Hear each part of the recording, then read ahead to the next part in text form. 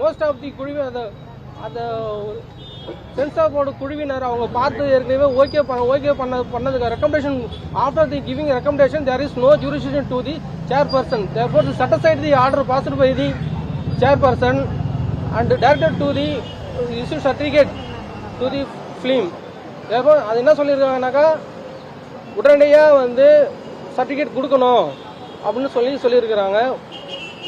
KVN production தரப்பில் தாக்கல் செய்யப்பட்ட மனு அனுமதிக்கப்பட்டு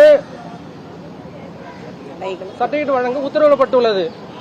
இது தமிழக மக்கள் மற்றும் ரசிகர்கள் அனைவரும் பெருந்திரளாக இன்று மகிழ்ச்சியாக கொண்டாடி வருகின்றனர். இந்த உத்தரவை கேட்டு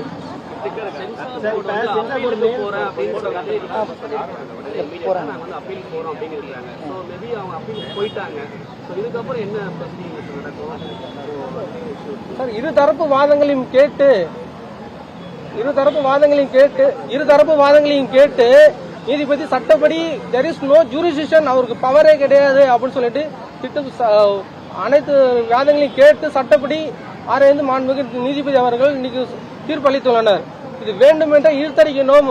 விஜய் அவர்களின் வளர்ச்சியை பிடிக்காத ஒருவேளை அவங்க அப்பீல் போனாங்க அப்படின்னாக்கா தமிழக ரசிகர்கள் விஜய் சார் ரசிகர்கள் மட்டுமல்லாது தமிழக மக்கள் அனைவரும் கொதித்தெறிந்து அந்த மத்திய அரசின் மீது வேண்டுமென்றே இவங்க வந்து பண்றாங்கன்னு சொல்ல அவங்க மீது வெறுப்பு அதிகமாக தான் ஆகும். வேண்டுமென்றே அரசியல் உள்நோக்கத்தோட அவங்க அப்பீல் ஃபைல் பண்ணாங்கன்னா இது முழுக்க அரசியல் உள்நோக்கம் தான். ஏற்கனவே அரசியல் உள்நோக்கத்தோட செயல்படுறாங்கன்றது மக்களுக்கு தெரியுது. இது மறுபடியும் அப்பீல் ஃபைல் பண்ணாங்க அப்படின்னாக்கா இது வேண்டுமென்றே இழுத்தடிப்பதற்காக விஜய் அவர்களின் புகழ் அவர் வெற்றியை தடுப்பு நோக்கத்துக்காகவே அது ஃபைல் பண்ணதான் இருக்கும்.